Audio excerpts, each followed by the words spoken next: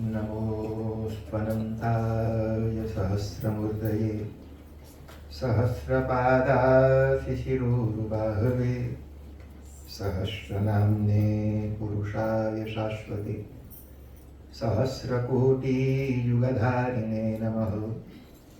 नमः कमलनाभाय नमस्ते जलशायिने नमस्ते केशवानन्द वासुदेव नमोस्तुते।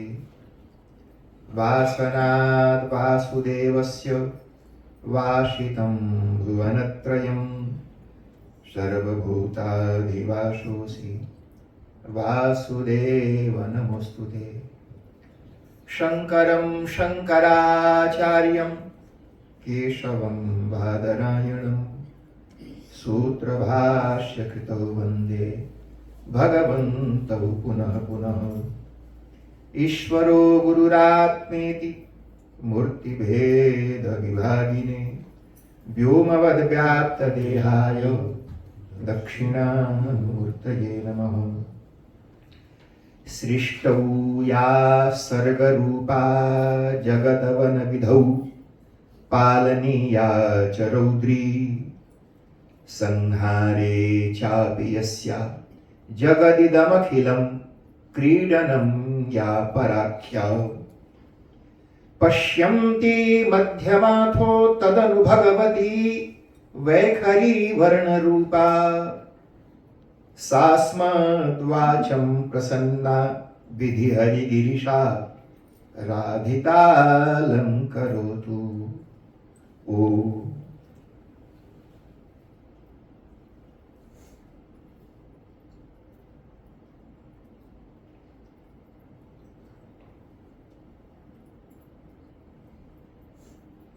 जय बोलो सत्य सनातन धर्म की जय। ओंकारेश्वर महादेव की जय। बुद्ध भावन भगवान श्री काशी विश्वनाथ की जय। सियावर रामचंद्र भगवान की जय। पवन सुत हनुमान की जय। जगत जननी जगदम्बे माता की जय। ओम नमः पार्वती पतये हर हर हर महादेव। भगवान को बहुत बहुत धन्यवाद जिनकी कृपा से एक बार फिर ये डेरी फ्लैट के इस मंदिर में जिसके महंत हमारे आदरणीय सुजन शर्मा जी हैं, आप सबका स्वागत है। भगवान को धन्यवाद करके ही कोई भी काम करना चाहिए। कुछ अच्छा भी हुआ तो भगवान आपकी वजह से, और बुरा भी हुआ तो भी आपकी वजह से। भगवान चैतन्य महाप्रभु का बड़ा ही प्रसिद्ध यह श्लोक है। उन्होंने कहा कि तृणादपि सुनीचेन तरोरपि सहिष्णुना अमानिना मानदेन कीर्तनीय सदा हरिहि। मतलब आपके साथ बुरा हुआ तो भी थैंक गॉड, कम में निपट गया। ज्यादा हो सकता था और ज्यादा बुरा हो सकता था, भगवान करना चाहे तो। और अच्छा भी हुआ तो भी थैंक गॉड, अच्छा। तो बुरा हुआ तो भी भगवान को धन्यवाद करना चाहिए कि इससे ज्यादा बुरा हो सकता था। राम नाम सत्य भी हो सकता था। अगर टांग टूट के बच गया, गाड़ी ठोका के बच गया, थोड़ा सा कुछ पैसा वैसा का घाटा होके बच गया तो कम है जी, तो सस्ता सौदा है।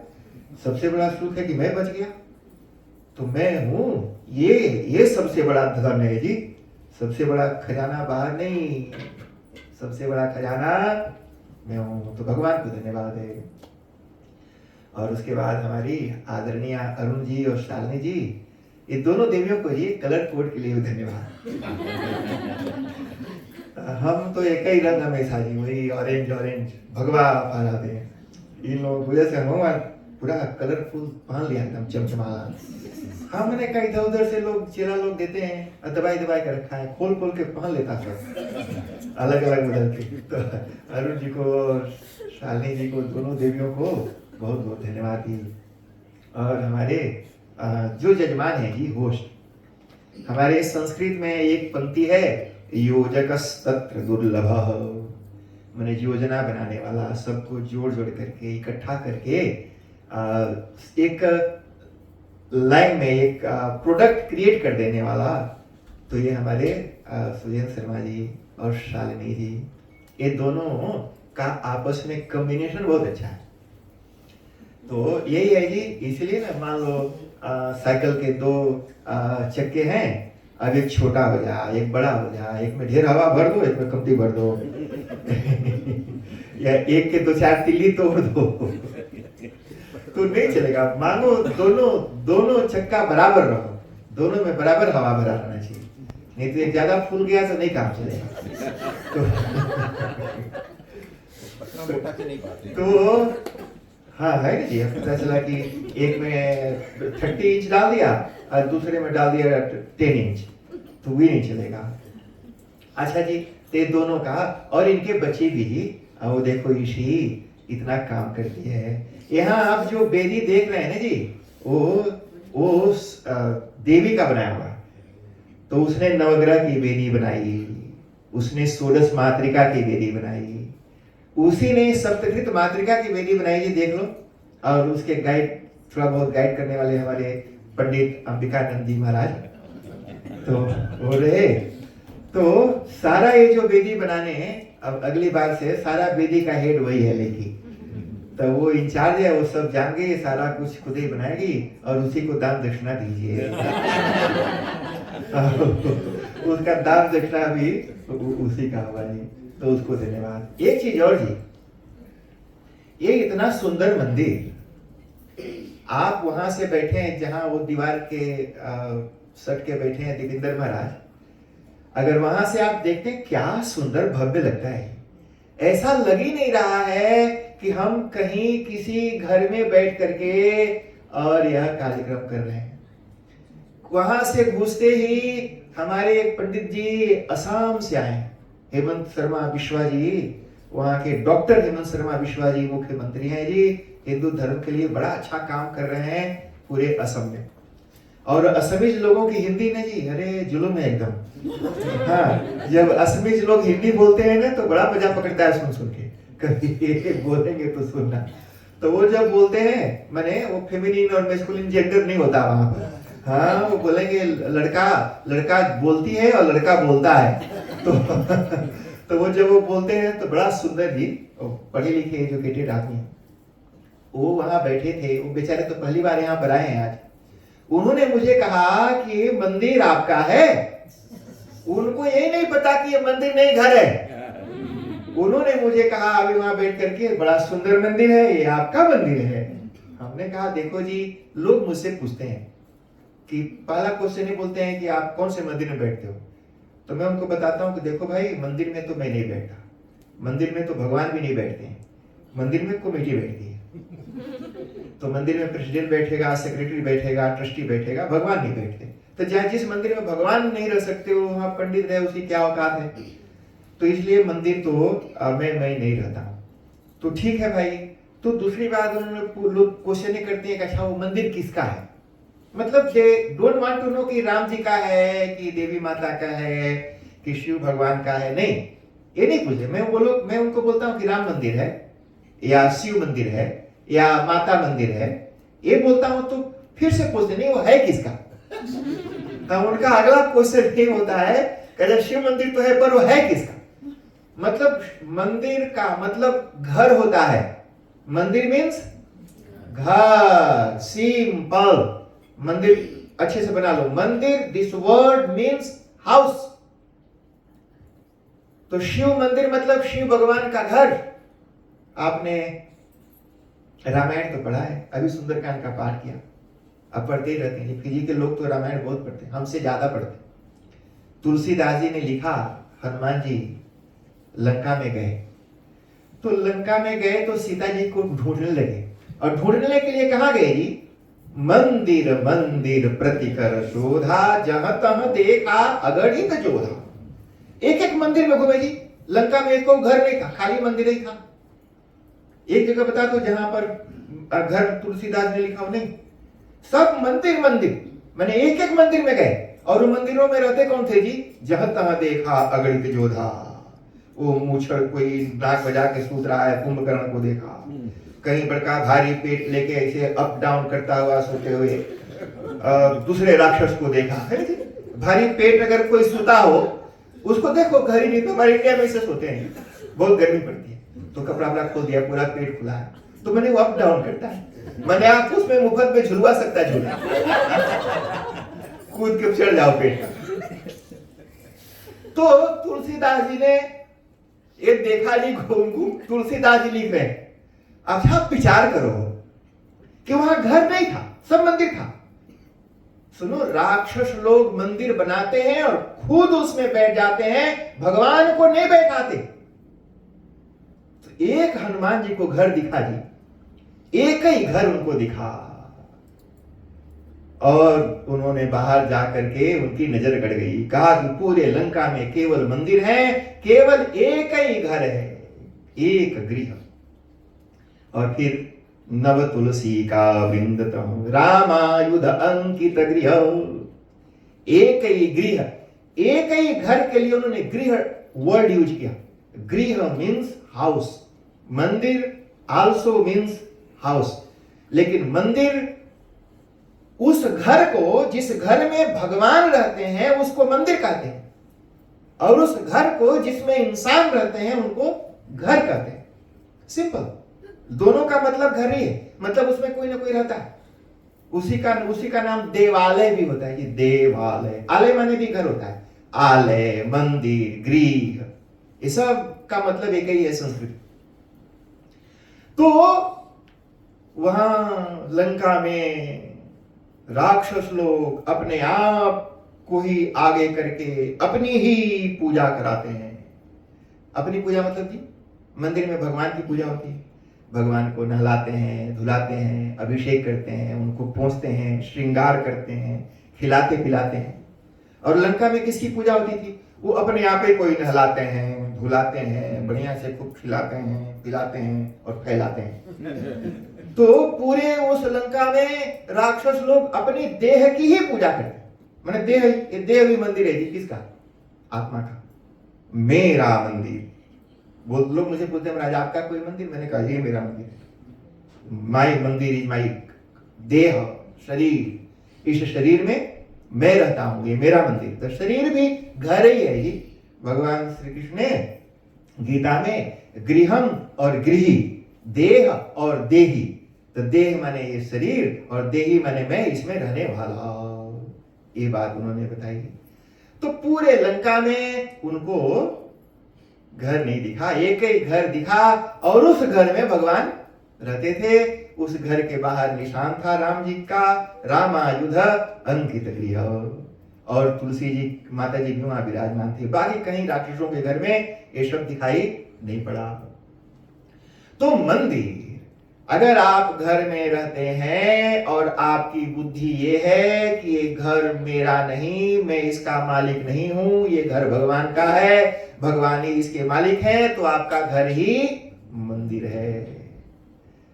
विभीषण जी ने अपने घर का बैनामा, रजिस्ट्री, उसको क्या बोलते हैं कि टाइटल ट्रांसफर कर दिया। न्यूजीलैंड में होता है टाइटल ट्रांसफर करना, माने टाइटल, ये लॉयर, ढेर सारे अपकमिंग लॉयर हैं यहाँ पर बन रहे हैं। सभी लॉयर लोग जो आते हैं बाद में कभी कुछ काम पड़े तो पैसा नहीं मांगना। अच्छा सुनो, तो इंडिया में रजिस्ट्री होती है, मतलब आपने अपने घर की रजिस्ट्री कर दी किसी के नाम से। न्यूजीलैंड में वो रजिस्ट्री वर्ड यूज नहीं करते। इंडिया, यहाँ का अलग अलग कल्चर है, बहुत सारे वर्ड्स जो वहाँ यूज होते हैं जो यहाँ यूज नहीं होते, और जो यहाँ होते हैं वो इंडिया में यूज नहीं होते, तो यहाँ करते हैं वो टाइटल ट्रांसफर हो गया। विभीषण जी ने अपने घर का टाइटल ट्रांसफर कर दिया भगवान को कि महाराज भले ही इस घर में मैं रहता हूं, लेकिन ये घर के मालिक आप हो। जैसे हम किराएदार किराया पे करते हैं, रहते हैं, उस घर में रहते हुए हमारे मन में यह हमेशा बैठा रहता है कि घर मेरा नहीं है, मैं तो किराएदार हूं। वैसे विभीषण जी ने मानो किराएदार की तरह उस घर में निवास किया और घर का टाइटल भगवान के नाम और पूरा ये नाम लिख दिया। जिसका घर है उसका रामायुध अंकित गृह, ये जिसका घर है उसका निशानी है यहाँ पर। अच्छा सुनो, पुराने जमाने में स्टैंप होता था, मैंने स्टैंप मार दिया तो वो वही उसका नाम है, वही उसका साइन है, वही उसका पहचान है। महाभारत में आपने देखा होगा अलग अलग भीष्म पितामह, द्रोणाचार्य, अगर 3 किलोमीटर दूर से कोई गाड़ी आ रही है तो आदमी नहीं दिखेगा जी, गाड़ी दिखाई पड़ेगी कि कोई कार आ रहा है, पर वो कार में कौन बैठा है वो तो तब बुझाएगा जब नदी जाएगा, दूर से कैसे पता चलेगा। तो सबके गाड़ी पर उनका उनका वो फ्लैग होता था, ट्रेड मार्क उनका, मतलब जो ये फ्लैग, ये मुहर, ये स्टैम्प जिस गाड़ी पर हो उस गाड़ी में वही होंगे, वो गाड़ी उनकी है। नाम नहीं लिखा रहता था कि ये द्रोण। आजकल तो लोग अपने घर के बाहर और अपने गाड़ी के बाहर भी नाम लिखे, नंबर प्लेट भी, वो नंबर प्लेट भी अपना उस पर जगह जगह करते हैं। हम कहेंगे एक शादी कराए तो जो लड़का था वो इसी में काम करता है, तो उसने बोला कि एक नंबर प्लेट हम फ्री में करके दो तो ले लेंगे, अब पैसा देके कौन कराएगा, ऐसे ही ठीक है जैसे चलता है। तो ये है जी, तो अपना नाम प्राचीन काल में, आज भी आप अगर भारत में जाओगे तो जो प्राचीन काल के जो लोग हैं वो अपने अपने घरों के बाहर ऐसे जी रामालय, देवालय, कृष्ण सदन, देवी सदन, हाँ ऐसे नाम लिखते हैं कि ये घर देवी का है, भगवान का है, या किसी देवी देवता के जिसके प्रति उनकी श्रद्धा हो। तो ये मंदिर जी, इसको देख करके पहली बार आने वाले लोगों को ऐसा ही लगता है कि ये घर नहीं मंदिर है। तो जिसका घर ही मंदिर है तो उस घर में ही भगवान है जी, उसको मंदिर जाने की कोई जरूरत नहीं, क्योंकि मंदिर में तो मंदिर वह जो जहां भगवान, मंदिर वह जहां भगवान रहते हैं, जिसके मालिक भगवान, जिसके मालिक दूसरे लोग हों, कमेटी हो, उसके रूल्स रेगुलेशंस चलते हों। भगवान का रूल्स रेगुलेशंस तो वहां चलता नहीं, भगवान का रूल्स रेगुलेशन अलग है, कमेटी का रूल्स रेगुलेशन अलग है। तो जिसका घर होगा वो उस घर में घर के मालिक ही चलेगी ना जी, तो मंदिर में भगवान का रूल रेगुलेशन कहाँ चलता है, आप चेक कर लो, नहीं चलता है जी। अच्छा, तो ये मंदिर जी, ये मंदिर कितना सुंदर बनाया जी। तो ये दिल है जी इनका, तो भगवान करें आपके जीवन में ऐसे सुख शांति रहे। और अपने लिए तो सब बनाते हैं जी, अपने लिए तो चिड़िया भी घोंसला बनाती है। 2 टांग है उसके पास, हाथ नहीं है, किसी यूनिवर्सिटी में कोई आर्किटेक्ट की डिग्री उसके पास नहीं है, खाली 2 टांग और चोंच से इतना सुंदर घोंसला बनाती है कि भयंकर बारिश में भी पानी का एक बूंद तक अंदर नहीं जाता। तो चिड़िया भी अपने रहने के लिए घर बना लेती है, अगर अपने लिए बना लिए तो कौन सा भारी पुरुषार्थ किया। ये देखो भगवान के लिए इतना सुंदर बनाया भगवान आप सबको। वो तो जो इसमें बैठे हैं वो मुस्कुरा रहे होंगे, जिनको भी इसमें बैठाया है वो सभी प्रसन्न होकर के आपको आशीर्वाद दे रहे हैं जी। हमारे आदरणीय अंबिका जी, उन्होंने एक एग्जाम्पल सेट किया, उन्होंने जो काम किया, जो यज्ञ कराते हैं, जो उनके घर हुआ। मैं बहुत सालों से इस देश में रहता हूं, लेकिन जो यज्ञ उनके घर में हुआ वो उन्हीं के घर में हुआ, और हमने भी उन्हीं के घर में किया, उनके लिए ही किया, पहले कहीं नहीं किया। उनको करते हुए देख करके कई दूर बैठे हुए लोग बोलते हैं कि हम भी वैसा करना चाहते हैं, हमें भी करा दो। मैंने कहा तेरे को नहीं समझ में आएगा, पहले आ और आ करके देख कैसे होगा। मैंने हमारा यहाँ कर दोगे, वहां कर दोगे, कैसे नहीं, ऐसे नहीं कहीं भी जहां मर्जी बैठ गए और बैठ के शुरू हो गए। उसका एक प्रॉपर है, अगर प्रॉपर चाहते हो तो प्रॉपर तुमको देना पड़ेगा। You have to show your love, affection, care. ऐसा नहीं कि जहां तहां बैठ के शुरू हो गए, वो फील नहीं आएगी। इसलिए जैसी धरती में, जैसी भूमि में बैठते हैं उसी तरह के भाव मन में आते हैं। इसलिए पवित्र स्थान का, वेदी का चुनाव और निर्माण बहुत आवश्यक है। तो इसलिए इतना सुंदर इन्होंने बनाया, और हमारे आदरणीय अंबिका जी ने एक एग्जाम्पल सेट किया जी। जो उन्होंने लघु नवग्रह मख लघु रुद्र होम, उसका टेक्निकल नाम यही होगा, उसको जो उन्होंने एक एग्जाम्पल सेट किया, एक अद्भुत है जी। अब उसको बीट करके कोई और अलग रिकॉर्ड करने के लिए कोई अगर होगा, उसको बड़ी भारी मेहनत करनी पड़ेगी। हाँ, ये तो कर ही रहे हैं। नहीं, आप और ये तो आप दोनों कर रहे हो, लेकिन कहीं और अगर उसको कोई सोचे कि उससे भी और अद्भुत कुछ कर लें तो उसके लिए बड़ा भारी मशक्कत करनी पड़ेगी। पता नहीं कहां कहां से ढूंढ ढूंढ के उसको ऐसे एटम बम टाइप लोगों को लाना पड़ेगा जो जो वहां पड़ा करके ऐसे ऐसे फूटे और फोड़े ताकि वो हो जाए। बहुत अद्भुत। हाँ, तो बड़ा अद्भुत यज्ञ उनका होता है। और आपके यहाँ से हमारे सुजेंद्र शर्मा जी का, तो अरुण जी और अंबिका जी और आशुतोष, तीनों को भी ये सारा ऑल ग्लोरीज टू ये तीनों देवी देवताओं को, जिन लोगों की वजह से ये यज्ञ आगादी के बारे में मैं भी ठीक से जान पाया, दूसरे लोग भी जान पाए, और सुजेंद्र शर्मा जी के घर में भी मैं लाने वाले वही हैं। तो आपको धन्यवाद। भगवान आपकी ये सद्बुद्धि इसी तरह से बनाए रहें। आप सब जानते हैं जितने भी लोग, जैसे इंद्र स्वर्ग के राजा हैं। क्यों बने राजा? इंद्र उनका नाम नहीं है, इंद्र उनका असली नाम ही नहीं है, असली नाम उनका कुछ और है। इंद्र का असली नाम है पुरंदर, उनका रियल नेम। जिसे मान लीजिए कि वैटकरी हिंदी स्कूल के प्रेसिडेंट है ना जी, तो एक प्रेसिडेंट इनका नाम नहीं है, ये तो पोस्ट है, असली नाम तो कुछ और है। उसी तरह से उनका असली नाम है पुरंदर, और इंद्र तो पोस्ट है, माने उस पोस्ट का नाम है Indra. Indra is not name, name is something else. The post, जिस पोस्ट पर बैठे, उस पोस्ट पर जो बैठेगा वो इंद्र कहा जाएगा। उस पोस्ट पर कौन बैठेगा? तो जो यज्ञ करेगा। यज्ञे न पापम पुरुषो जहाति, यज्ञे न नाकम पुरुषस्य जाति। तो जो यज्ञ करेंगे वो स्वर्ग में देवता बनेंगे, और जो सबसे ज्यादा यज्ञ पुण्य करेगा वो उन सभी पुण्य करने वालों का हेड इंद्र बनेगा। तो यज्ञ साधारण तो है नहीं जी। अच्छा, यहाँ पर जिसे मान लो न्यूजीलैंड छोटा देश है, अब यहाँ का प्रधानमंत्री भी बनना हो तो जो भी प्राइम मिनिस्टर बनना चाहता है उसको पैसा नहीं खर्चा करना पड़ता है जी। कितना कैंपेनिंग करनी पड़ती है, पोस्टर छापो, बैनर छापो, लोगों को खिलाओ पिलाओ पटाओ ताकि हमको वोट करो। तो ये खर्चा तो करना ही पड़ता है। राजा बनने के, लोकल राजा बनने के लिए हुई 3 साल के लिए, अगले साल फिर इलेक्शन होगा, जीतेगा कि नहीं कोई गारंटी नहीं है।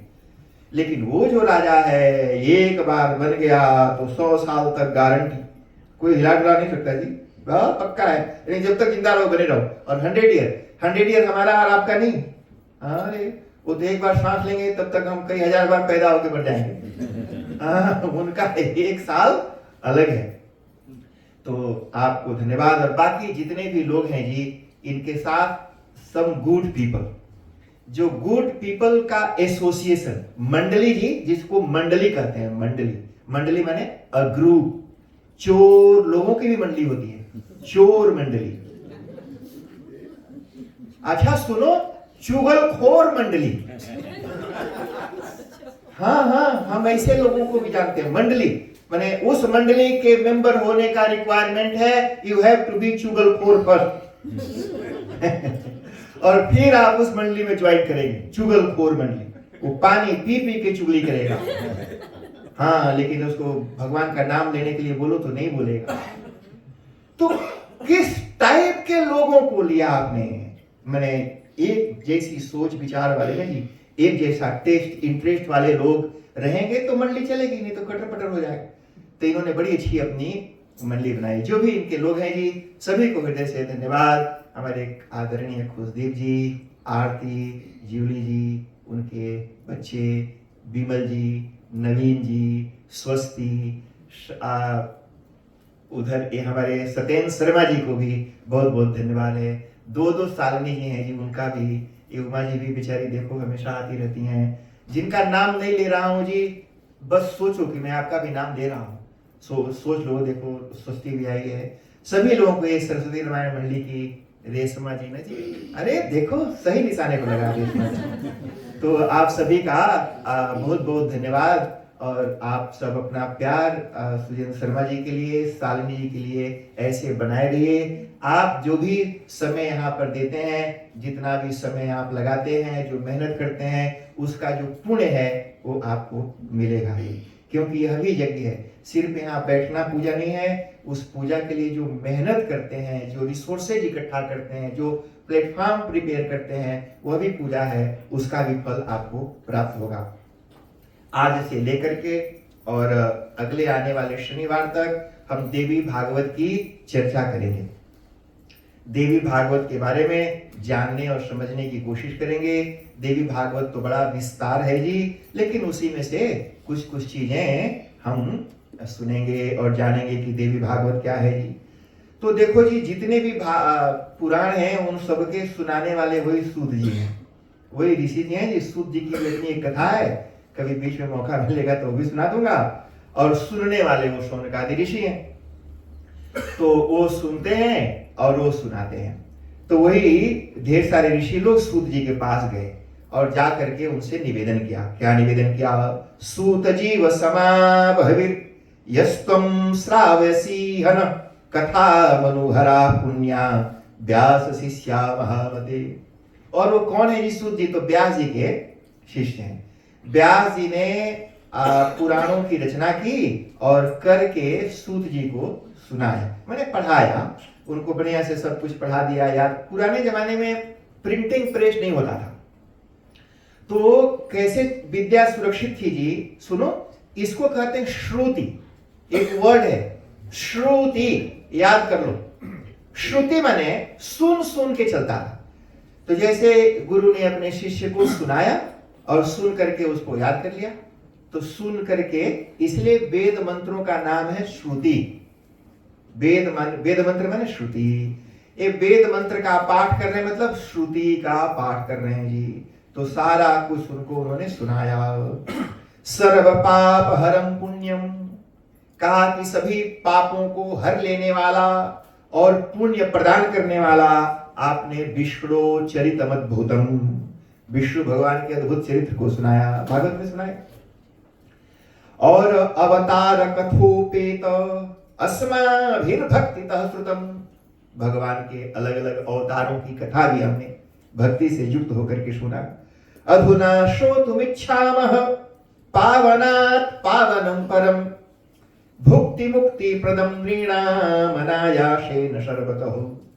हम कुछ और भी सुनना चाहते हैं और कृपा करके हमको आप सुनाइए। विष्णोरंसो मुनिर्जातः, फिर उन्होंने सुनाया, कहा कि जो व्यास जी थे ना जी, वेद व्यास जी, वो कौन थे? तो कहा कि जो भगवान के 24 अवतार हैं उनमें से एक अवतार है। भगवान का ही अवतार मतलब भगवान ही साक्षात, ठीक है जी। अवतार मतलब ऐसा नहीं सुनना कि कुछ और, माने भगवान himself came in form of व्यास जी। व्यास जी का रूप धर के साक्षात भगवान ही आए। इसलिए उन्होंने सूत जी ने कहा विष्णोरंसो मुनिर्जातः, विष्णु के अंश से। अंश का मतलब कि जैसे मान लो दही है, बढ़िया क्रीमी बढ़िया मलाई वाला दही, तो उसमें से एक चम्मच दही निकाल के अलग कटोरी में रख दिया, तो जो एक चम्मच दही से निकाला वो द चम्मच, the one spoonful of yogurt which is coming out of the pot will be called अंश of the yogurt। उस योगर्ट का एक अंश माने एक हिस्सा हमने बाहर निकाला, तो जो बाहर निकाला वो दही ही निकाला ना जी, कुछ और थोड़े निकला है। तो विष्णु का अंश का मतलब विष्णु का ही एक हिस्सा, बोले ना अंश, भगवान के अंश है मतलब भगवान का ही एक हिस्सा, मतलब पूरा total power and glory of God वहां नहीं आया। लाइक हिस्सा, एक हिस्सा, जितनी जरूरत थी उतना हिस्सा भगवान का एक रूप धर के आ गया। मैंने वैसा नहीं पूरा का पूरा भगवान नहीं आया, मैंने जितने की जरूरत थी उतना हिस्सा लेकर के अंश के रूप में व्यास जी प्रकट हो गए। सत्यवत्याम पराशरा, कहां से प्रकट हुए जी? तो कहा कि सत्यवती देवी से और पराशर ऋषि से। तो पराशर ऋषि थे जी, एक ऋषि थे व्यास जी के पिताजी, उनका नाम था पराशर।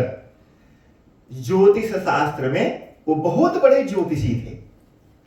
तो आज भी जो कुंडली बनाते हैं और कुंडली में प्रिडिक्शन करते हैं, कुंडली बनाने वाले ज्योतिषी लोग पराशर ऋषि के द्वारा लिखा हुआ जो ज्योतिष का ग्रंथ है उसको पढ़ते हैं, जिसका नाम है बृहत पराशर होरा शास्त्रम।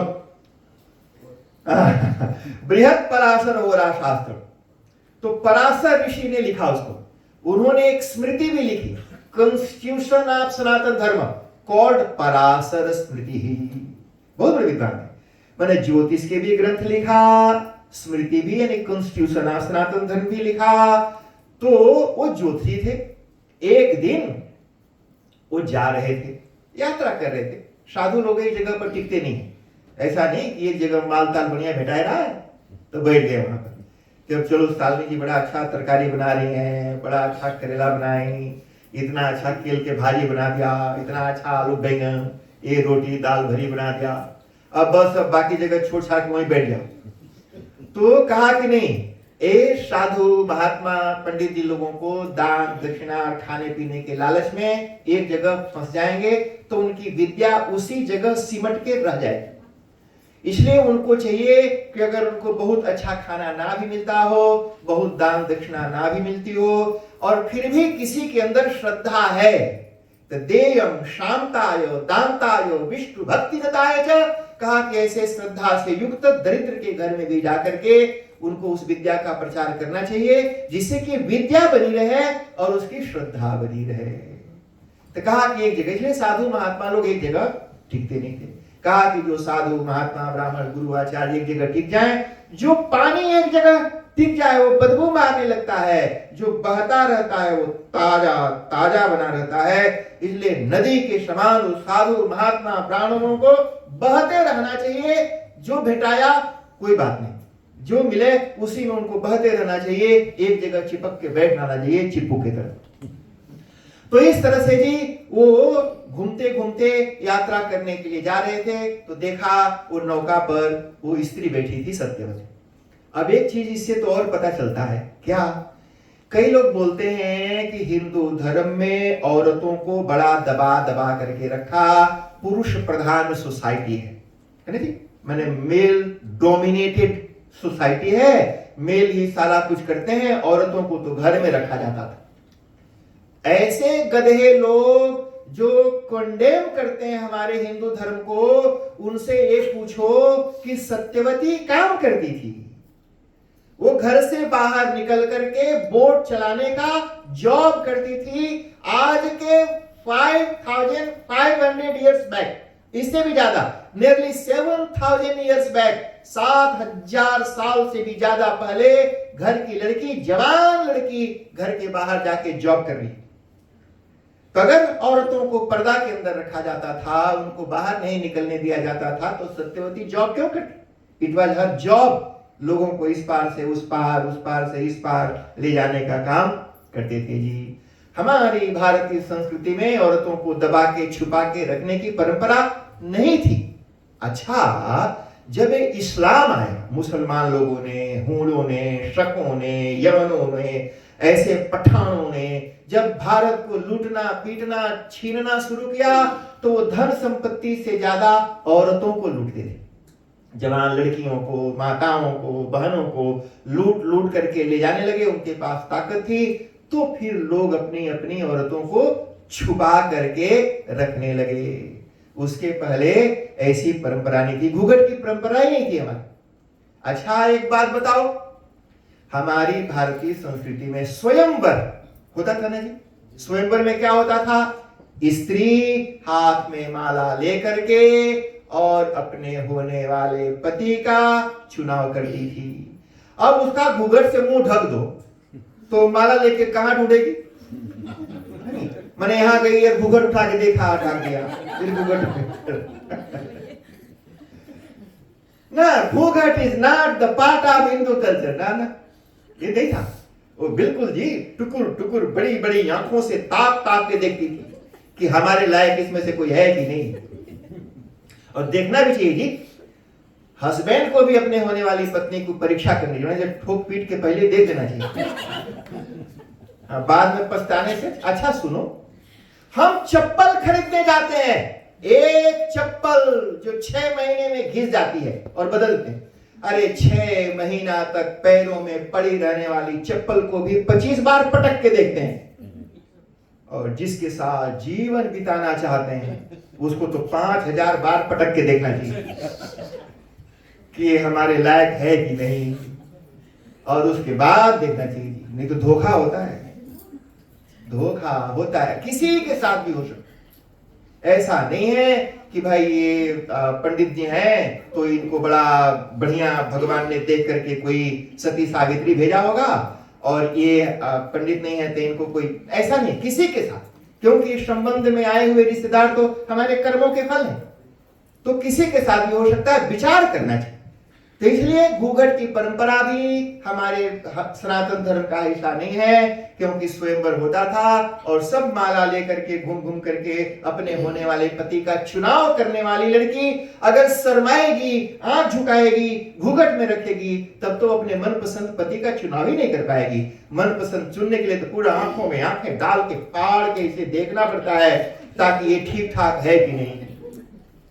तो इस तरह से जी वहां पर प्राचीन काल में भी हमारे यहाँ औरतें काम करती थीं, और वो सत्यवती जॉब करती थीं, काम करती घर के बाहर, उन पिता की एकलौती संतान, और बाहर जाकर के काम करती थीं। उसी समय पराशर ऋषि वहां पर पहुंचे। अब उनको उस पार जाना था, तो पहुंचे जी, दिन का समय था, माने अभी दिन हो चुका था, माने सनराइज था, पूरा चमचमाता हुआ सन, धूप आकाश में, घाम जिसको आप कहते हैं घाम निकला हुआ है, सूरज की रोशनी, और वो नदी के किनारे पहुंचे। तो उस कन्या ने, सत्यवती ने उठ करके उनका हाथ जोड़ करके स्वागत किया, कहा कि प्रणाम ऋषिवर, आप बताइए आपको कहां जाना है, मैं लेके चलूंगी। उन्होंने कहा कि मुझे उस पार लेके चलो। वो बैठ गए। अच्छा, वो इतने बड़े ज्योतिषी थे। ज्योतिषी का मतलब क्या होता है जी? ज्योति कहते हैं स्टार को, ज्योति ही मीन स्टार्स, जो चमकते हैं जी आकाश में, मैंने ये देखो स्टार शाइन, तो उन स्टार को संस्कृत में कहेंगे ज्योति ही, ज्योतिष, ज्योतिष, तो वो उनको कहते हैं ज्योतिष। उन स्टार्स को the person who knows, recognise and understands those stars is called ज्योतिषी। जो उन स्टार्स के लैंग्वेज को, उनके नेचर को, उनके कैरेक्टर को, उनके इंडिकेशन को समझता है। तो कंप्यूटर में डाल के कुंडली बना के दे दिया ऐसे बनता, वो ज्योतिषी है। ऐसे तो नहीं कंप्यूटर बना दिया, गूगल का प्रेडिक्शन करेगा जी। गूगल कोई ज्योतिषी तो है, उसमें तो जो हमारे अदाब जैसे किसी आदमी ने कुछ फीड किया है, तो जो फीड किया है वो बताएगा, और जो वहां फीड नहीं किया वो कहां से बताएगा, वो तो बता ही नहीं सकता। इसलिए ढेर सारी चीजें गूगल में गलत बताता है, मैंने अर्थ भी गलत बताता है, मतलब भी गलत बताता है, बहुत सारी चीजें। सो यू कांट ट्रस्ट करने के लिए या तो खुद पढ़ो, या फिर जिसने पढ़ा हो ऐसे किसी के पास जा करके उसको समझो। बहुत बड़े ज्योतिषी थे। अच्छा, तो जैसे तारा ग्रह नक्षत्रों का इंडिकेशन है, वैसे भगवान का भी इंडिकेशन होता है।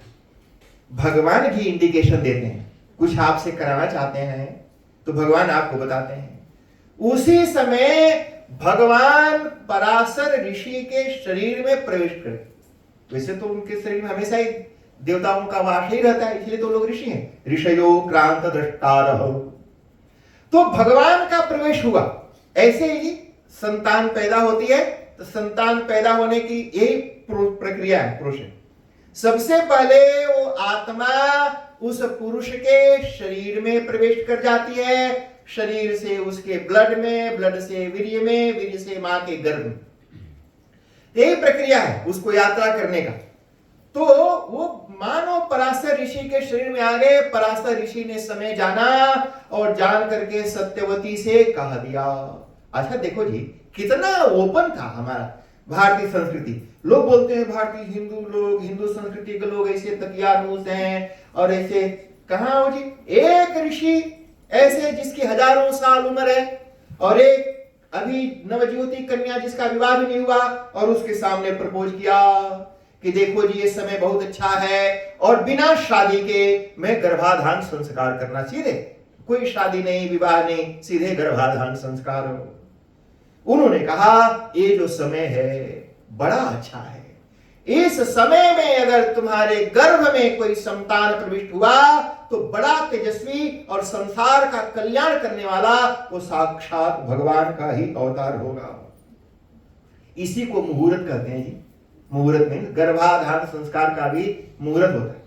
शास्त्रों ने बताया कि अगर अच्छा देखो, जैसे जिस प्रकार की संतान की कामना है, ऐसे संतान की कामना के लिए ऐसे उपयुक्त, उचित, पवित्र, शुद्ध मुहूर्त का विचार करके और फिर गर्भाधान संस्कार करते हैं तो मनोनुकूल, मनोनुकूल मतलब डिजायरेबल, एवरेबल, खुशी देने वाला संतान प्राप्त होता है।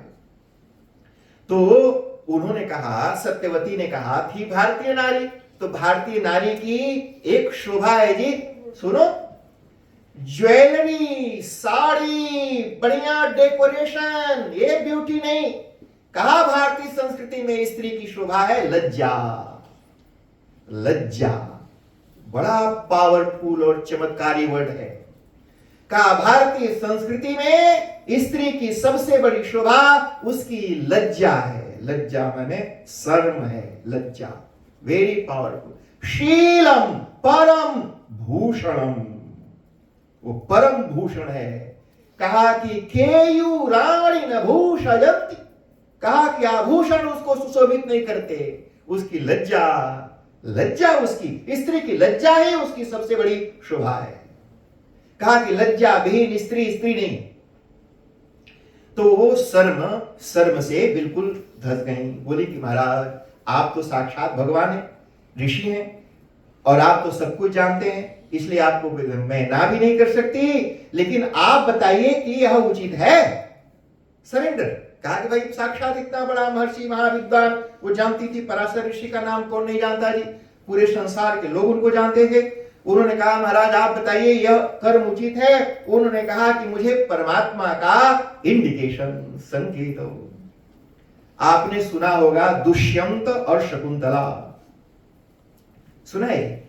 दुष्यंत और शकुंतला, शकुंतला साक्षात विश्वामित्र और मेनका, मेनका अप्सरा। अच्छा चलो फिर कभी विस्तार हो जाएगा, शर्मा जी बोलेंगे कि 9 बज गया खत्म करो, तो अभी है। अच्छा दुष्यंत और शकुंतला सुन लो जी। विश्वामित्र ऋषि ने बड़ी घोर तपस्या की, उत्कट तपस्या की। गायत्री का जो गायत्री मंत्र आप जपते हो, उस गायत्री मंत्र के इन्वेंट करने वाले, इन्वेंटर ऑफ गायत्री मंत्र एक विश्वामित्र ऋषि ही। विश्वामित्र ऋषि ही गायत्री छंदः सविता देवता। एक एक मंत्र के, हाँ, हर एक मंत्र का एक देवता है, एक उसका ऋषि है, एक उसका विनियोग है, एक उसका छंद है, एक उस पर्पज है कुछ ना। तो इसलिए विश्वामित्र ऋषि ही, विश्वामित्र ऋषि ने ही सबसे पहली बार, the first time the person who knew Gayatri mantra was Vishwamitra. Vishwamitra ऋषि ने इस गायत्री मंत्र को प्रकट किया और उस गायत्री मंत्र के जाप और प्रभाव से इतने शक्तिशाली हो गए कि उन्होंने त्रिशंकु को ऐसे जी जैसे हमारा आपका शरीर है, जीते जागते बिना मरे, नियम है कि मरने के बाद स्वर्ग जाते हैं, वो बिना मरे स्वर्ग भेजी उसको। इंद्र ने धक्का मार के गिरा दिया वहां से, कहा कि ऐसे कैसे आ गया, बिना मरे ये शरीर लेके वहां नहीं आ सकते, ये शरीर छोड़ो और दूसरा शरीर, मैंने जो शरीर, मैंने ये तुम यहाँ लोकल मटेरियल का शरीर लेकर के आ गया, अब यहाँ इंटरनेशनल मटेरियल, अब वहां पर दरका नहीं है, दाल नहीं है, भाजी नहीं है, तरकारी नहीं है, करेली भिंडी कुछ मिल भी नहीं करेगा, तेले धरती वाला शरीर वहां लेके आएगा तो 2 महीना में बैंगन की रकम झुराई जाएगी। हाँ, ऐसा शरीर लेकर के आओ जिस शरीर को बनाने के लिए मसाला हमारे यहाँ अवेलेबल है। ये जो धरती मृत्यु लोक का जो शरीर है, उस शरीर को बनाने वाला जो मसाला है वो स्वर्ग में नहीं होता। इसलिए बीमार पड़ गया तो कोई उसका कल पुर्जा यहाँ मिल भी नहीं करेगा। पहले कोई पार्ट खराब हो गया, वो पार्ट चेंज करना है तो बोला कि इट्स नॉट मैन्युफैक्चर्ड, इसलिए स्वर्ग में वो शरीर नहीं चलेगा। इसलिए यहाँ पर वो शरीर चलेगा जिस शरीर का कल पुर्जा पार्ट आदि नट बोल्ट सब यहाँ अवेलेबल है। इसलिए ये शरीर को लाओ, यहाँ धक्का मार गिरा दिया, धक्का विश्वामित्र जी ने कहा, अच्छा हम दूसरा स्वर्ग बना देगा। उन्होंने दूसरे स्वर्ग का निर्माण कर दिया जी। Vishwamitra ji created a new स्वर्ग।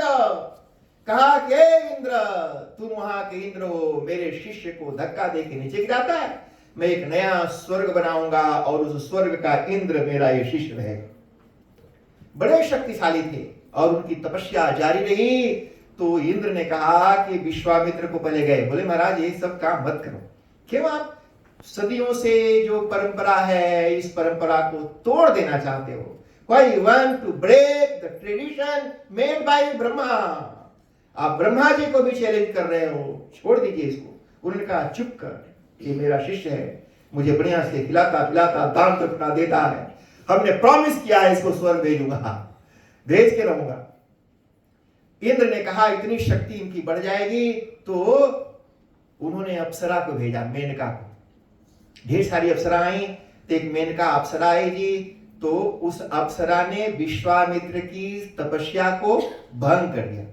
वो विश्वामित्र ऋषि जो थे, इसलिए हमारे भर्तृहरि ने लिखा विश्वामित्र पराशर प्रभृतयो वातांबुपर्णाशना। कहा कि कोई खाली घास खा के रहता था, कोई सिर्फ पानी पी के रहता था, कोई खाली हवा पी के रहता था। इतने कंट्रोल जितेंद्रिय विश्वामित्र पराशर जैसे लोग भी औरतों को देख के फिसल गए। ते कलजू के भसिया डालो खाने वाले लोगों की क्या दशा। इसलिए मतलब 1 किलोमीटर दूर रखो अपने आप को, फिर आपकी रक्षा होगी। विश्वामित्र पराशर प्रभृतयो वातांबुपर्णा स्त्री मुख दृष्ट्वा स्त्री मुख पंकजम सुदलितम। कहा कि दृष्टवा मैंने देख कह के ही सब विश्वामित्र ने अपना ध्यान, कहा कोई बात नहीं, बहुत हो गया भजन कीर्तन, अब चलो इतनी सुंदर स्त्री मिली है। अरे जी अपना बोले और लेके चल पड़े। विश्वामित्र और मेनका के दोनों के सहयोग से उनको एक कन्या हुई। वो शादी करने के लिए तो आई नहीं थी, वो तो आई थी खाली इनको भटकाने के लिए। मतलब how to remove Vishwamitra from his track, उसको पटरी से उतारना ही उसका पर्पस था। शादी करके आने थोड़ी ना आई थी, ना ना, कैसे इसको आउट ऑफ ट्रैक से उतारनी थी, गाड़ी बस एक्सीडेंट कराने आई थी। तो कहा कि कुछ लोगों के जीवन में औरतें एक्सीडेंट कराने आती और एक्सीडेंट कराती हैं फिर चली जाती हैं, अरे वो आप टूटल गोड़ लेकर घूमो। तो वो भाई जी उनकी तपस्या भंग कराई और तपस्या भंग करा करके एक कन्या को जन्म दिया। और वो कन्या को छोड़ दी, बोलो ये लोग तो पैदा किए तो पाल लो, हम तो चले, हम थोड़े तुम्हारी बेटी को पालेंगे और यहाँ दूध पिलाएंगे, नेपी और सब चड्डी बनियान चेंज करेंगे, हमारा काम नहीं है। वो पटक दी वहीं पेड़ के नीचे धरी, बोली कि अच्छा गुरुजी राम राम, हम चलता, अबे आपकी बेटी और संभालो। अब विश्वामित्र महात्मा आदमी, कोई एक्सपीरियंस नहीं उनको बच्चा पालने का, अब वो क्या करे? तो सुनो, शाकुंतैहि पक्षिभिः पालिता या सा शकुंतला। वहां जो पक्षी थे, जो उड़ने वाले, कौआ, चिड़िया, गौरैया, तोता, मैना, उन पक्षियों ने देखा कि अरे इतनी सुंदर एक कन्या, इसकी मैया भी नहीं है, बप्पा भी नहीं है, ऐसे जंगल में घास पर पड़ी है, इसको कुछ खिलाना पिलाना चाहिए। तो पक्षी चाव चाव काव काव करते हुए उसके पीछे उसकी रक्षा करते थे। उन सब ने उनको खिलाया पिलाया, शकुंत कहते हैं पक्षी को, और पक्षियों ने उसको पाल पोस करके बड़ा किया, इसलिए उसका नाम पड़ा शकुंतला। शकुंतैहि पालिता या सा शकुंतला। अच्छा, अब वो शकुंतला जवान हो गई जी, बड़ी सुंदर थी। कहा कालिदास जी ने एक अभिज्ञान शाकुंतलम लिखा ग्रंथ है। ये महाराज बैठे हैं, बोले साहित्य पढ़ करके आए, तो जब जो साहित्य पढ़ते हैं उनको तो पढ़ाया जाता है, जो नहीं पढ़ते हैं उनको भी पढ़ाया जाता है। तो वो जंगल में रहती थी, वो उन्हीं के कर्ण ऋषि थे जी, उनके आश्रम में। तो वो बाद में पक्षियों ने पाला। एक दिन एक दूसरे ऋषि थे, उनका नाम था कर्ण ऋषि। संध्या बंदन करने जा रहे थे तो देखा कि ढेर सारे पक्षी चाव चाव चाव चाव कर रहे हैं। कहा कुछ है, तो देखा कि छोटी सी बच्ची कहाँ कहाँ कहाँ कहाँ कर रही है, जैसे मानो पूछ रही है कहाँ पटक के चली गई अपने मैया को। तो वहां उठा के उसको ले आए अपने आश्रम। ये है जी, दूसरे की बेटी को भी अपना बेटी मान करके पाल पोस करके बड़ा करने की परंपरा भी हमारी प्राचीन है। और उसी को मैंने अपने से भी जा ले आए, उसको पाल पोस के बड़ा किया और वो जवान हो गई जी। एक दिन कितनी खूबसूरत थी, उसकी खूबसूरती का वर्णन किया कालिदास जी ने। अनाघ्रातम पुष्पम, मैंने इतनी सुंदर, जैसे मानो एक नया नया ताजा ताजा खिला हुआ पुष्प है जिस पर अभी तक कोई भंवरा भी नहीं बैठा है। ऐसे अनाघ्रातम पुष्पम, ऐसे भंवरा ने, यानी किसी भंवरा ने भी जिस पुष्प को सूंघा तक नहीं, इतना पवित्र और सुंदर पुष्प के समान उस शकुंतला को एक राजा दुष्यंत, ये दुष्यंत यही जी महाभारत में दुष्यंत के ही परंपरा में ये आए जी, भीष्म पितामह आदि सब। उन्होंने, दुष्यंत राजा ने शकुंतला को देखा, पहली बार देखा। उसके पहले शकुंतला ने किसी पुरुष को देखा नहीं था। वो राजा जो चक्रवर्ती सम्राट है, उसका काम है लोगों की रक्षा करना। जो राजा है, जिसका धर्म है स्त्रियों की रक्षा करना, अगर उस राजा का ही मन अगर स्त्री को देख के खराब हो जा, तो जैसे ही वो राजा दुष्यंत ने शकुंतला को देखा, उनके मन उनके प्रति आकर्षित हो गया। राजा दुष्यंत ठहर गए, कहा कि ये तो गलत है, मेरा काम है रक्षा करना और मैं स्वयं ही इस स्त्री के प्रति ऐसे कामुक और आकर्षित होता जा रहा हूं। उन्होंने अपने हाथ अपने हृदय पर लगाया और कालिदास जी ने इस बात को लिखा, सताम संदेह पदेषु वस्तुषु प्रमाणमन्तः करण प्रवृत्तयः। ये लाइन लिखी जी, सताम संदेह पदेषु वस्तुषु प्रमाणमन्तः करण प्रवृत्तयः। उन्होंने कहा कैसे डाउटफुल एक्शन में सबसे बड़ा evidence, supporting evidence is heart. मेरा दिल क्या बोल रहा है, मेरी अंतरात्मा क्या कह रही है। उन्होंने कहा मेरी अंतरात्मा बोल रही है कि इस कन्या का तुम वरण कर, तो इसलिए यह अपराध नहीं हो सकता। वहां भी जी बिना शादी के कोई जयमाला नहीं, कोई कन्यादान नहीं, कोई विवाह का रीति रिवाज नहीं, सीधे इन दोनों का, इसी को कहते हैं गांधर्व विवाह। हमारी भारतीय संस्कृति में 8 तरह के विवाह बताए गए। मैंने स्त्री और पुरुष दोनों आपस में संबंध बना लिया, शादी हो गई बिना किसी रीति रिवाज के, शादी डन, अब वो पति पत्नी हो गए। अब अच्छा सुनो, अब उनका गर्भाधान हो गया और राजा तो चले गए। जाते उन्होंने एक अंगूठी दे दी, कहा कि ये लो अंगूठी मैं तुम्हें दे जाता हूं, ये मेरी निशानी है और इसे पता चलेगा कि तुम मेरी पत्नी हो और मैं उचित समय पर तुम्हें अपने साथ ले जाऊंगा। अंगूठी पहना करके चले गए। कुछ दिनों के बाद उनको एक पुत्र की प्राप्ति हुई और वही राजा भरत हुए, जिनके नाम से भारत पड़ा, देश का नाम। एक ये साइड है, कई लोग बोलते हैं कि जिस भरत के नाम से भारत पड़ा वो ऋषभ देव के पुत्र राजा भरत थे, जिनके नाम से भारत पड़ा। ये दोनों चलता है, पर कोई बात नहीं। ये दुष्यंत के जो पुत्र हुए भरत, वो भी बड़े तेजस्वी थे। जब वो 5 साल के थे तो जंगल में भागने घूमने वाले शेरों को दौड़ा के पकड़ लेते थे। एक दिन गुरुजी ने देखा कि एक शेर को पकड़ के पटक दिया और उसका जबड़ा ऐसे खोल के उसका दांत गिन रहे हैं, कितना है, मैंने हमारी रकम 32 है कि नहीं। तो ऐसे शेर को पकड़ के पटक के उसका जबड़ा खोल के उसके दांत गिन रहे थे। कर्ण ऋषि ने कहा ये तो बड़ा तेजस्वी बालक है। वही भरत, दुष्यंत के पुत्र भरत हुए, भरत वंश। तो भरत राजा भरत थे दी, ओ भरत।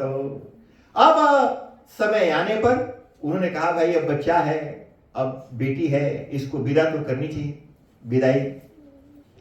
तो उस भरत के माता जी शकुंतला को उन्होंने विदाई किया। तो विदा करने के लिए कहा कि यह अंगूठी निशानी है। राजा तो भूल गए। अच्छा हुआ यूं कि एक दिन शकुंतला बैठी थी, अब तो ये कई बार अपने वो पति से मिली थी और वो चले गए, दोबारा कभी दर्शन नहीं हुआ। अब बेटा भी हो गया। तो एक दिन बैठ करके वो याद कर रही थी, एक मन है जी, हम यहाँ रहते हैं और मन हमारा सुआ स्ट्रीट में घूमता है, तो हमारा शरीर यहीं रहता है, मन वहां घूमता रहता है। यहाँ बैठ के वो खोई हुई थी अपने उस पति जो एक बार मिला, दोबारा कभी दर्शन हुआ, जिसका बेटा यहाँ है। उसी समय दुर्वासा ऋषि आए। दुर्वासा ऋषि आए और आकर के वहां खड़े थे, और ये तो ऐसे टुकुर टुकुर आंख खोल के ताक रही थी, पर देख नहीं रही थी। इसका मतलब आंख नहीं देखती। आंख कई बार होता है, हम भी ऐसे ताकते रहते हैं, लेकिन हमारा मन कहीं कुछ और देख रहा होता है। कई बार हमारे सामने ऐसा होता है, और मैं पूछता हूँ, क्या भैया यही है? फिर वो बोलता है कि नहीं, यहाँ नहीं थे, हम कहीं और थे। शकुंतला का शरीर तो वहां था, पर आंख और मन दोनों कहीं और कुछ देख रहे थे। उनको, दुर्वासा ऋषि को क्रोध आ गया। उन्होंने श्राप दे दिया, कहा कि तू जिसके ख्याल में खोई हुई यहां आए हुए मुझे जान नहीं पाई, मैं श्राप देता हूं, वो तुम्हें भूल जाएगा, वो तुम्हें भूल जाएगा, याद नहीं करेगा तेरे को। जब ऐसे कठोर श्राप दिया तो शकुंतला का आंख खुला और देखने लगी। कहा कि महाराज क्षमा करना, इतना कठोर श्राप राजा भूल गए। अब पुराने जमाने में राजाओं को इतनी पत्नियां होती थी कि याद ही नहीं रहता था कितनी है, कहाँ है, क्या नाम है, चंपा है कि चमेली है। उनको तो छोड़ो जी, कलयुग में भी हमारे गुरुजी सुनाते थे, एक थे निजाम हैदराबाद के, उनके भी जी 200-300 पत्नियां थी। एक दिन उनकी ग्रैंड डॉटर कहीं जा रही थी, और ये अपने वो बग्घी पर बैठ के जा रहे थे, उसको देख के बड़ी खूबसूरत लड़की थी, तो उनका दिल आ गया उसके ऊपर। तो उसको बुलाया, बैठा लिया, लगे उसे पूछने पाछने, कौन हो, कहाँ हो। वो लड़की तो समझ गई, बोले कि आप पहचानता नहीं? अरे हम आपके उस लड़का के, उस बीवी की, उसकी बेटी है। मैंने अपने ही ग्रैंड डॉटर को नहीं चिंता है। तो पुराने जमाने के राजा महाराजा लोग ऐसे ही होते थे, नंबर डाल के रखते होंगे कुछ। मैंने 5 नंबर, 10 नंबर, 20 नंबर, 303 नंबर। मैंने ऐसे पत्नियों का कितना नाम याद रखेगा जी, इतने। और मान लो लड़के बच्चे होंगे, सबका नाम याद रखें। राजा भूल गए जी, याद नहीं रहा हूं। शकुंतला हाथ जोड़ के प्रार्थना करने लगी कि ऋषिवर ऐसा श्राप मत दीजिए, मेरा तो पूरा जीवन तबाह हो जाएगा। आप तो महात्मा हैं, कृपा करो, दया करो। दुर्वासा ऋषि ने कहा, ठीक है, वो तुम्हें भूल जाएगा, लेकिन कोई निशानी, कोई चिन्ह देने पर वो फिर से तुम्हें याद कर लेगा। तो अभिज्ञान कहते हैं निशानी को, और शाकुंतला वही जो अंगूठी थी जो दे करके गए थे, उसी को अभिज्ञान बना करके और पूरा रथ आदि सजा करके कण्व ऋषि ने विदा किया। जिस दिन शकुंतला को विदा कर रहे थे जी, अपनी बेटी नहीं थी, ये साधु थे, detached from anything and everything. और कालिदास जी ने लिखा कि कण्व ऋषि ने सिर्फ सोचा कि बेटी मेरी अब विदा होकर के दूसरे के घर में जाए, सिर्फ सोचा। पिता नहीं है, साधु है, विरक्त है, वैरागी है, सिर्फ कुछ दिनों तक पाल पोस करके लड़की को बड़ा किया, लेकिन फिर भी यास्य त्यद्य शकुंतले हृदयम संस्पृष्टमुत्कंठया, उनके मानो दिल की धड़कनें बढ़ गई, घबराहट होने लगी। कंठस्तंभित वाष्पवृत्ति कलुषस चिंता जड़म दर्शनम, गला रूध गया, आंख आंसू से भर गए। यास्यत्यद्य शकुंतलेति हृदयं संस्पृष्टमुत्कंठया, कंठस्तंभित वाष्पवृत्ति कलुषस चिंता जड़म दर्शनम, वैक्लव्यं मम तावदृशमिदं स्नेहादरण्यौकशः। कहा कि मेरे जैसे सन्यासी, महात्मा, विरक्त व्यक्ति के भी हृदय में कन्या को विदा करते समय अगर यह पीड़ा हो रही है, तो जो सच में बाप है, जिसने बेटी को पैदा किया, पाल पोस के बड़ा किया, वो जब उसे पराये घर में भेजता होगा तो उसके दिल में क्या गुजरता होगा। यास्यत्यद्य शकुंतलेति हृदयं संस्पृष्टमुत्कंठया, कंठस्तंभित वाष्पवृत्ति कलुषस चिंता जडं दर्शनम्, वैक्लव्यं मम तावदृशमिदं स्नेहादरण्यौकशः, पीड्यन्ते गृहिणः कथं न तनया विश्लेष दुख ही।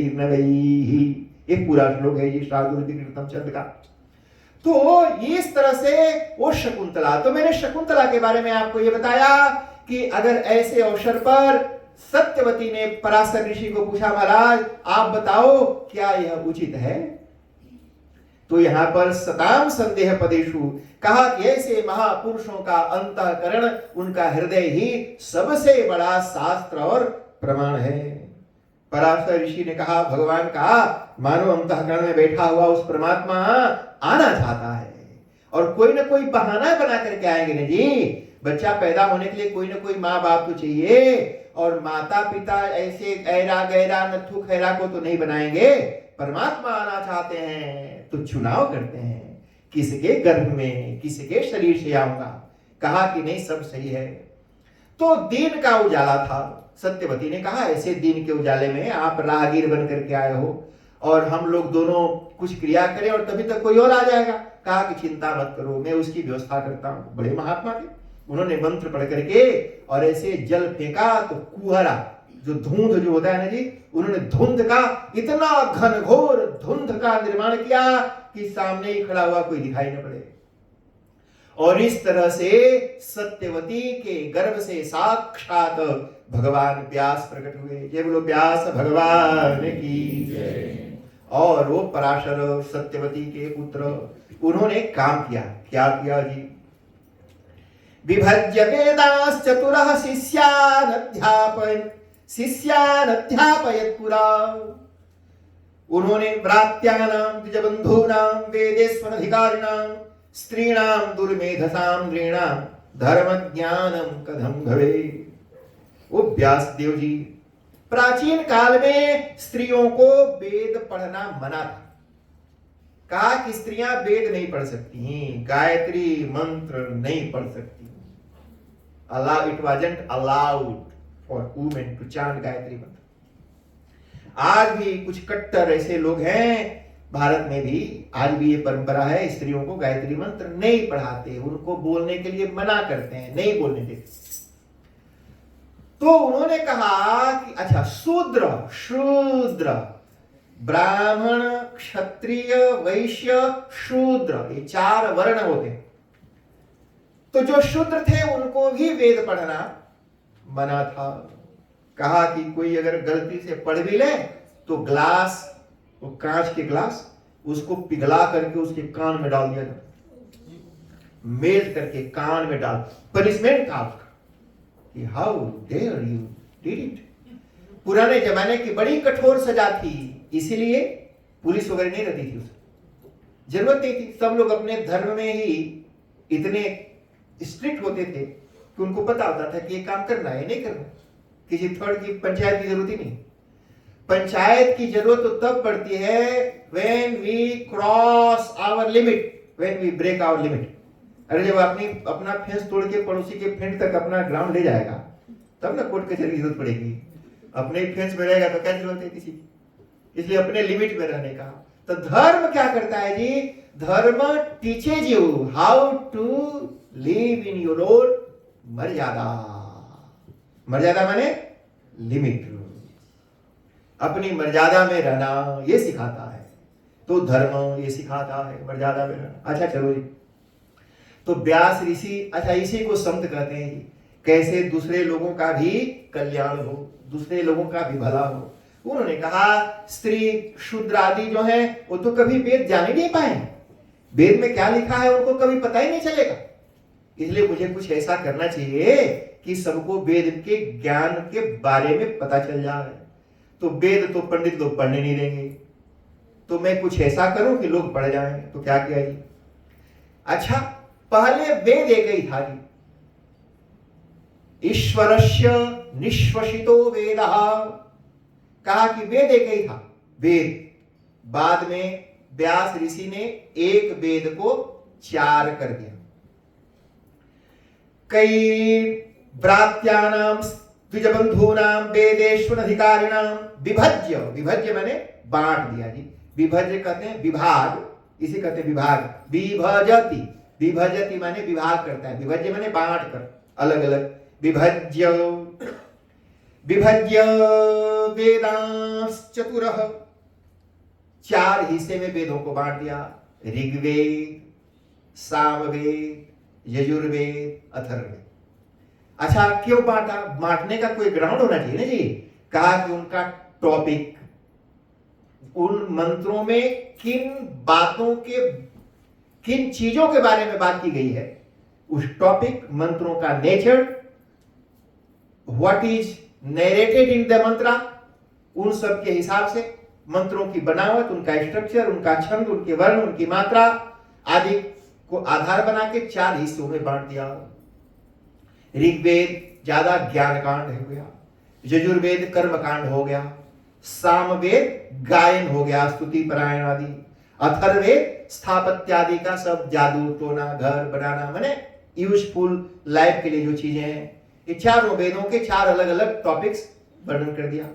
और फिर क्या किया जी? इतना ही नहीं किया, उन्होंने विभाग करके बांटा और फिर शिष्यान अध्यापयत पुरा, अपने सभी शिष्यों को पढ़ा भी दिया, सिखा दिया।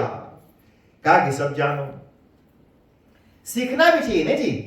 सिर्फ आधा घंटा 1 घंटा बैठ के प्रवचन सुने तो उससे तो आपको वही बात पता चली जो बताया, लेकिन अगर कुछ बताते हुए, कई बार होता है किसी से भी त्रुटि और गलती तो हो ही सकती है ना जी। हम कोई परफेक्ट तो है नहीं, हमसे भी कहीं हो सकता है कुछ गलत बात निकल गई हो या निकल जाए, लेकिन शिष्य होशियार हो। कई बार हम लोग गुरुजी जब प्रवचन करते थे तो हम पुस्तक लेके बैठते थे। कई बार गुरुजी कुछ अरे ठीक है बोलते थे तो हम लोग किताब लेके बैठे थे, बोलते गुरुजी ऐसा नहीं है ऐसा है, बोले कि हाँ हाँ ठीक है जो लिखा है बोल। तो फिर हम पढ़ते थे, फिर उसको बता, मैंने उनसे भी होता था, तो नॉर्मल है। तो इसलिए सबको पढ़ना चाहिए, सबको जानना चाहिए, और ये पढ़ाने लिखाने की जिम्मेदारी भी ऐसे आचार्यों ब्राह्मणों की होती थी, इसलिए वो पढ़ाते थे, उन्होंने सबको पढ़ाया। फिर प्रात्यानां द्विजबंधूनां वेदेस्वरधिकारिणां स्त्रीणां दुर्मेधसां नृणां धर्म ज्ञानम कथम भवे। उन्हीं व्यास जी ने कहा जी, कहा कि कई लोग जी आजकल नकली वैदिक लोग, नकली माने ढोमी पाखंडी, अपने आप को सो कॉल्ड ये समाज वो समाज बोलने वाले कि भाई हमें श्रेष्ठ हैं, ग्रेट हैं, कि भाई ये वेद ही सब कुछ है, पुराण तो पुंगा लोगों का है, पुंगा पंडितों ने पुराण बना दिया, ये कथा वो भगवान, सब खाली वेद वेद गाना, जो गाने वाले हैं गधे उनको नहीं बुझाता। व्यास जी ने कहा इतिहास पुराणाभ्याम वेदम समुपबृंहये विभेद्यल्प श्रुताद्देरात्मामयं प्रहरिष्यति। कहा कि जिसने इतिहास को, पुराणों को नहीं पढ़ा और खाली वेद को लेकर के कुछ कुछ पढ़ लिया, जब वो वेद पढ़ता है तब वेद भगवान डर करके दुबक जाते हैं कि आज ये मेरा टांग तोड़ेगा, कि हाथ तोड़ेगा, कि दांत तोड़ेगा, कि आंख तोड़ेगा। कहा कि जो इतिहास पुराण आदि का अध्ययन नहीं किया, ऐसा वेद अपने आप को ऐसा वैदिक जो है, कहा कि वेद भगवान का कभी आंखी फोड़ता है, कभी नाक फोड़ता है, कभी दांत तोड़ता है, कभी टांग तोड़ता है, कभी हाथ मरोड़ देता है, और वेद भगवान दुखी होते हैं। विभेति, विभेति माने डरते हैं, विभेत्यल्प श्रुताद् वेदो मामयं प्रहरिष्यति, आज जरूर मारेगा हमको। इसलिए ऐसे वैदिक लोगों को तो व्यास जी ने मना किया जी। कहा कि उनको इतिहास पुराणाभ्याम, इतिहास पुराण के द्वारा वेदम समुपबृंहये। कहा कि उन वेदों के ज्ञान को, इतिहास माने महाभारत और पुराण माने जो 18 पुराण आदि लिखे, उसमें उन्होंने भर दिया। कहा वेदों के ज्ञान को वहां भर दिया। कहा कि पुराण पढ़ने की मनाही नहीं, औरत भी पढ़ सकती है, शूद्र भी पढ़ सकता है, कोई भी पढ़ सकता है, उसके लिए आपको कोई बहुत नियम धर्म की भी जरूरत नहीं है, पढ़ सकते हैं। तो कहा कि सारा ज्ञान उन्होंने उसमें भर दिया। विचार्य तत्तु मनसा भगवान बादरायणः पुराण संहितां दध्यौ तेषां धर्म विधित्सया। उन्होंने धर्म के 18 पुराणानि, 18 पुराण, 18 पुराणानि सकृत्वा भगवान मुनिः और मामेवाध्यापयामास भारताख्यानमेव च, सब बना के मुझे ही पढ़ाया। सूत ऋषि ने कहा कहा कि मैंने सब कुछ पढ़ा है, उनसे पढ़ा है जिन्होंने इसको लिखा है, इसलिए मैं उसको जानता हूं और मैं जो आपको सुनाऊंगा बताऊंगा वो बिल्कुल ओरिजिनल है, क्योंकि ओरिजिनल कॉपीराइट जिसके पास है उसी से हमने ये सब प्राप्त किया है। देवी भागवतम तत्र पुराणम भोग मोक्षदम, और उसी में से एक देवी भागवत पुराण मैं आपको सुनाता हूं जी, ऐसा बोल करके। और सूत ऋषि ने कहा, तथा न गंगा न गया न काशी, सुनाया जी, तथा न गंगा न गया न काशी, न नैमिषं नो मथुरा न पुष्करम, पुनाति सद्यो बदरी वनम नो, यथा हि देवी मखयेव विप्रा। ये दुर्हदः पापरता विमूढ़ा, मित्रद्रुहो वेद विनिन्दकाश्च, हिंसारता नास्तिक मार्ग सत्ता, नवाह यज्ञेन पुनन्ति ते कलौ। सूत ऋषि ने कहा कि सुनो सुनो, बड़ा अद्भुत है। कहा कि क्या अद्भुत है महाराज? कहा कि ये दुर्दह, कहा कि पाप जानते हैं ना, पाप, पाप माने किसी से द्वेष अगर कोई करता हो ना जी, छीन रहा हो, अंदर अंदर कूढ़ रहा हो, तो कोई दूर बैठा हुआ और आपको देख करके जेलसी से जलता हुआ न केवल वो अपना समय बर्बाद कर रहा है, दुखी हो रहा है, अपितु वह पाप बटोर रहा है।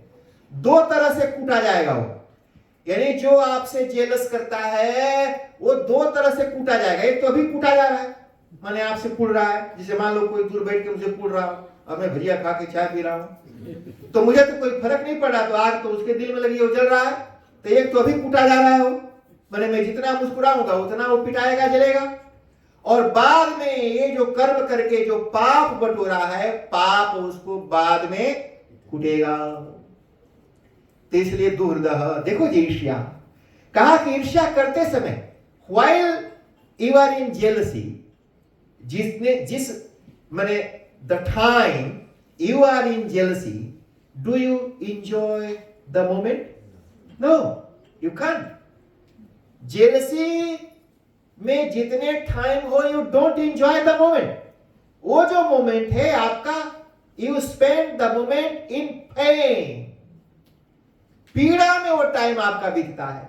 देख तो वही समय कुटा रहा है वो, जिस समय जेलसी कर रहा है, और उस जेलसी से जो पैदा होगा उतने चिढ़ने कुढ़ने से द फ्रूट, वो ये कर्म है, जेलसी एक कर्म है, उस कर्म का जो फल पैदा होगा वो पाप, वो बाद में कुटेगा। ये दुर्दह पापरता विमूढ़ा, विमूढ़, विमूढ़ का मतलब होता है, शर्मा जी रहने दो, कंटिन्यू करेंगे। नहीं, मैंने कहा कल कंटिन्यू करेंगे, आज नहीं। और चलो अच्छा ठीक है, वो सुप्रीम कोर्ट ने हाँ कर दिया तो चिंता नहीं। अच्छा जी, विमूढ़ा, विमूढ़ा कहते हैं जी जिनकी मूढ़ और मूर्ख दो होते हैं, एक होता है मूढ़ और एक होता है मूर्ख। व्हाट इज डिफरेंस बिटवीन मूढ़ एंड मूर्ख? सुनो, मूर्ख वह है जो जानता ही नहीं है, और मूढ़ वह है जो जानता है पर मानता ही नहीं है। दुर्योधन ने कहा, जानामि धर्मम न च मे प्रवृत्ति, जानामि धर्मम न च मे निवृत्ति।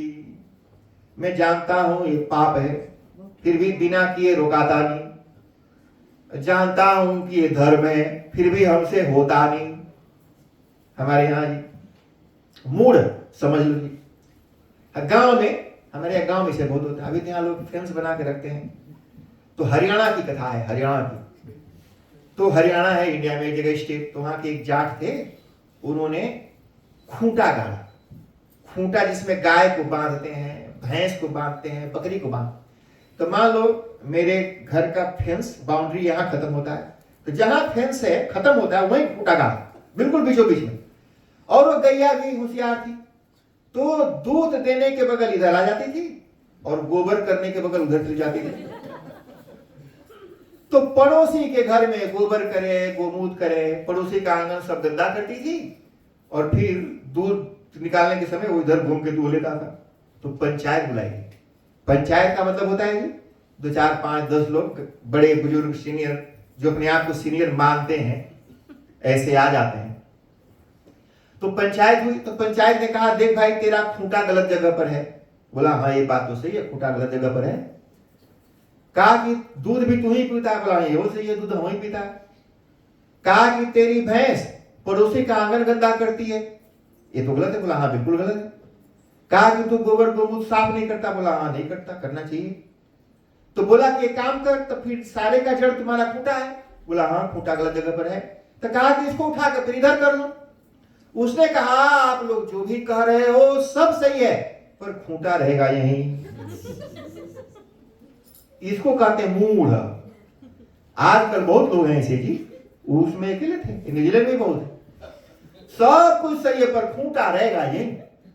एक कथा मैंने एक पंडित को सुनाई जी, वो तब से बंदूक लेके मुझे ढूंढ रहा है। न्यूजीलैंड में वो दिवाली के लिए कुछ पचड़ा लफड़ा हुआ हर साल होता है। तो हमको फोन किया, बार बार फोन करें, हम बिजी थे। तो हमने उसको कहा कि महाराज जो हम बोलेगा आप मानेगा? मानना तो है नहीं, तो हम आधा घंटा आपको भाषण देके क्या फायदा, जब आपको करना वही है जो आपके दिमाग में पहले से भरा हुआ है। तो हमको बार बार काहे तंग कर रहे हो? या तो पहले बोलो कि हाँ जो मैं कहूंगा वो मानोगे। मानना तो है नहीं, खूंटा तो रहेगा वही जहां से पहले धसाए रखा है आप। इसलिए महाराज आप अपने खूंटा को प्रोटेक्ट करो और हमको पूजा करने दो। तो इस तरह से ही तो उसको कहते हैं मूढ़। कहा कि मूर्ख का कल्याण हो सकता है because he did things unknowingly, लेकिन मूढ़ का कल्याण नहीं होगा because he did things knowingly. कहा कि जो मूर्ख है ये पाप नहीं, लेकिन जो विमूढ़ है वो पापी है। इसलिए उन्होंने कहा ये विमूढ़ा। कहा कैसे जो विमूढ़ लोग हैं। मूर्ख होना बुरा नहीं है, ठीक है, कोई भी हो सकता है, कोई चीज को नहीं जानते हैं, this is not the problem. Problem is कि जानता तो है पर मानता नहीं, तो विमूढ़ा। मित्रद्रोहो वेद विनिंदकाश्च। कहा कि जो आपके प्रति अच्छा भाव रखता है, मतलब anybody who has good thought and feelings for you, पर आपके दिल में उसके लिए आग लगी हुई है, तो फिर ये तो पाप ही है। ये भी एक पाप है जी। तो यू डोंट नो किसके पास आपके दिल में क्या है। किसी के दिल में घुस के थोड़े झांका है। झांका कोई दूरबीन ऐसा नहीं है जो झांक के देख ले। तो इसलिए बिना रीजन किसी से ईर्ष्या द्वेष मत करो, किसी की चुगली पुगली मत करो।